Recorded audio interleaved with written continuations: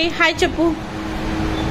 Hi చెప్తాడండి. ఒక్కొక్కసారి చూడండి ఇలా కూర్చుంటాడు, కానీ మంచిగానే కూర్చుంటాడు. కాకపోతే ఒక్కొక్కసారి వాడు ఆడుకుంటూనే ఇట్లా జారిపోతాడు కిందికి. భయం వేస్తుందండి ఇలా జారిపోతే కింద పడిపోతాడేమో, హెడ్కి ఏమైనా తగులుతుందేమో అని చెప్పేసి.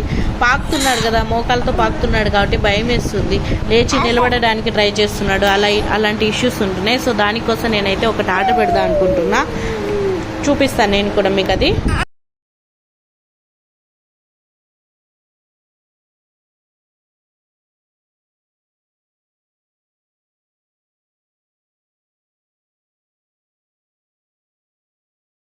చూడండి ఇది అండి, ఇలా ఉంటుంది. సో నేను హెడ్కి తగులుకోకుండా ఉండడానికి కోసం ఇది నేను మీకు కూడా పంపించాను, చూపించాను కూడా ఎలా అని.